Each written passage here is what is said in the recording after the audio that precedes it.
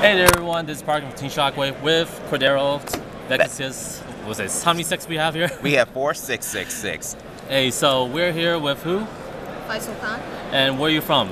I'm from Chicago. Chicago. One of my locals. So, Faisal, you just top 32 with what deck you're playing? Burning Abyss. Burning Abyss. And so far throughout your whole day one, how did it go? My day one was pretty good. I lost Rip Prep of Rights time, and with one player who opened Sacrifice, Scout, and Emptiness every game. And I didn't see Lake, so. Alright.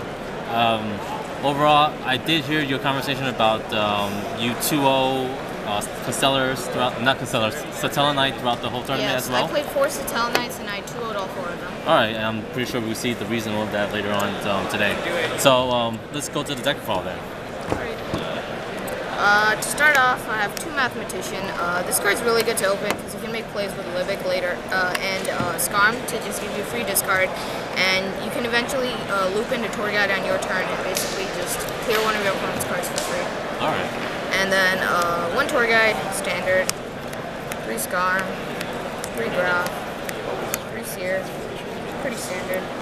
2 Rubik. Virgil's really good against Necros and a lot of other matchups because he can break the Unicorn Colossalus field, and you can keep sending back the ritual spells so they can't recycle them and gain more advantage. 2 Libic for Mathematician, and sometimes you can just keep them under Dante, so if they have Regeki or Dark Hole, you can just summon something from your hand that you search with Dante, right. back with Dante, and so you can live. And then 2 Farfa, pretty standard, banishes stuff, lets you go for game, disrupts your opponent's plays. And 1 Barber. This guy was amazing this weekend. A lot of people chose not to play him, but he's really good because he has 17 on attack, crashes with Dankoseka. And he also, when he goes to the grave, you can banish up to 3 Burning Abyss monsters from the graveyard and do 300 damage for each. So you can burn your opponent out in time or when you're closing into time with that, and you can just keep looping him and doing that. Alright. And I won about 2 or 3 matches off of him this weekend. That's 19 monsters. I only play 2 spell cards, Foolish Burial for the consistency and the versatility, and Regeki for the aggressive plays. And then I have 19 traps, 3 Mind Crush. This card really came in clutch against especially Satella Knights and Necros because you can just use other cards to simplify the game state, and when they're on their last stand with their last final like shirt or cycle play, you can just shut that off. Right. Or if you know they have Valk and another 4 in hand, you can chain it to shirt cycle and make them tribute a Sentry from their hand and a Manager from their field and summon a Valk. Right. And that just makes them lose a lot of advantage. 3 Wing Blast. I felt this was the best discard trap right now because it's extremely versatile. You can chain it to a lot of things. You can turn it to searching effects to send cards into the deck, and and when your opponent draws bad or late game, you can put cards that they don't want to draw on top of their deck and just put them behind. 3 Breakthrough Skill, Diamond, Dweller, Unicorn, Colossalus, and in simplified game states, like you can just hit a Manjura Senju or a Trishula, and it just kind of wins you the game like that. 2 Lake, this was incredible. In a simplified game state against Necros, it pops everything. Trap heavy decks like Fort or Satella Knights, they basically just get blown out by this card. And then 2 Fiend Griefing. This card was incredible, especially against Satella Knight, because what you can do is you can basically, when they use Unicorn's discard effect, or Shadal Falco, or Satella Knight Altair, Call of the Haunted Oasis, you can just send that target back so they lose that effect, and you can just send a Scarm or a Graph or a Seer or a Farfa and just get a +1. That's actually pretty interesting tech right there. Yeah, and when your opponent's activating Necro's Mirror and they want to banish Shurrit, you can just chain it to banish their mirror, and if they can't confirm that they cannot use it, then they have to show you their hand. Cool. Solemn Warning, pretty standard. It's really versatile. It hits Dankoseka, Manager Senju.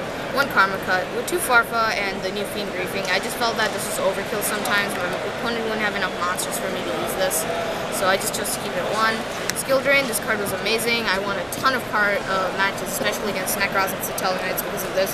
You can just summon Acid Golem and just flip this over, and your Burning Abyss don't die when it's on board, so you can just keep making more and more exceeds. Like, one of the Necros players drew the absolute nuts with, like, Prep of Rights and several Manjus Senjus, and, like, all combo pieces against me, and when I just played it, shut him down entirely.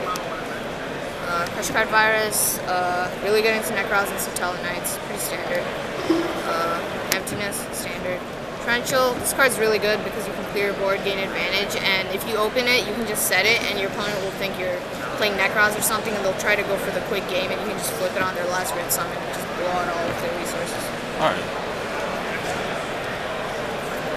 For the side, I played 3 Majesty's Fiend for Necros and Shadals, especially Shadals, but unfortunately I didn't play any Shadals this weekend. You were looking for that this weekend too, I remember. Against Necros, they can use, it's true they can use like Mirror or something and summon a Valkyrie or something, but if you have like a discard trap or anything to clear it, or even a Mind Crush to back this card up, they can't do anything about it. Like it shuts down all of their Brio, Colossus, Unicorn, Manji Senju.